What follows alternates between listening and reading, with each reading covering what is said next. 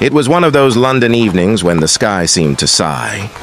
Heavy clouds hung low and the city shimmered beneath a curtain of silver rain.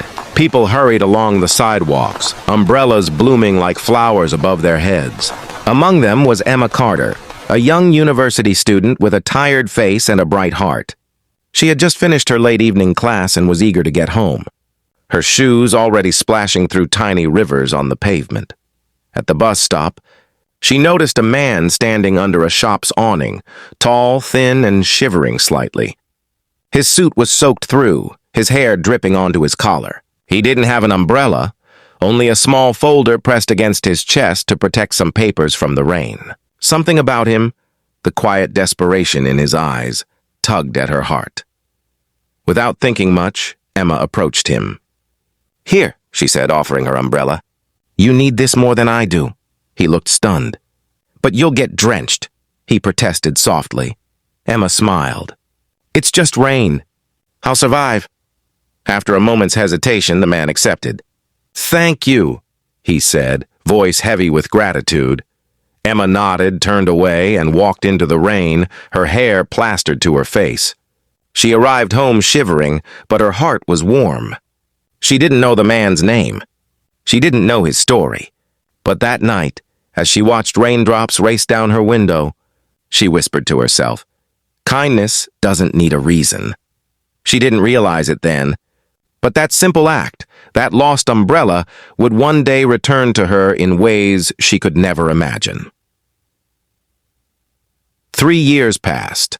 Emma had graduated and joined a small design firm in central London. It wasn't glamorous, but it was honest work. She loved design, creating things that told stories without words. Yet the real world wasn't as kind as she was. Her boss rarely noticed her efforts, her pay was minimal, and her ideas were often overlooked during meetings. Still, Emma stayed late at the office every evening, sketching new concepts, trying to prove she was worth more than they saw. Her walls at home were covered with ideas, color palettes, logo drafts, mood boards. She believed one big chance could change everything. Then, one morning, an email arrived. A new executive director was joining the company. There would be a presentation to pitch fresh design concepts, and Emma's manager wanted her to prepare one. It was the opportunity she had been waiting for, but also the moment that terrified her.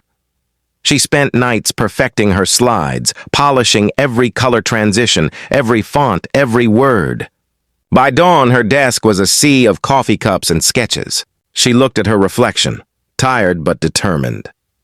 When presentation day came, she walked into the boardroom trembling but ready. The executives chatted quietly until the door opened and the new director entered. He turned to greet the room, and Emma's breath caught in her throat. The man looked familiar. Older now, confident, dressed sharply. But those eyes? She knew them. The stranger from that rainy night. The meeting began, but Emma's heart pounded. She tried to focus on her slides, but the director's face drew her back in time, to that rain-soaked evening, that lost umbrella. When it was her turn to present, she stood tall, forcing a calm smile. "Good morning, everyone. I'm Emma Carter, and this is my design concept for our new campaign." As she spoke, the director leaned forward, his gaze intent. When she finished, he paused, then smiled. "Excuse me, Miss Carter," he said. "Have we met before?" Emma blinked, unsure. "I don't think so." "Maybe," she said carefully. He chuckled softly. "London about 3 years ago. It was raining.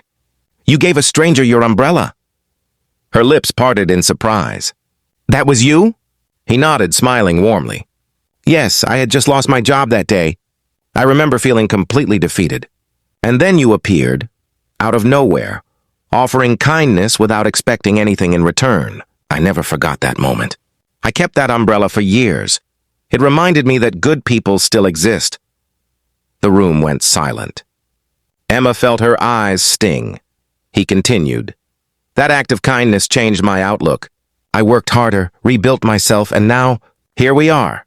Her confidence bloomed. The nervous girl faded. The passionate designer took her place. Emma finished her presentation with grace and strength. When she ended, the director said simply, Outstanding. Let's move forward with her design. The room erupted in applause. That day, the umbrella came back, not in fabric, but in fate. Months passed, and Emma's campaign became a sensation.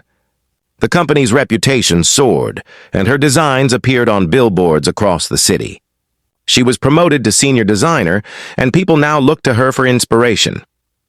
One evening, as the office lights dimmed, the director approached her desk. "You've done incredible work, Emma," he said. "You've not only transformed this company, but reminded me why kindness matters."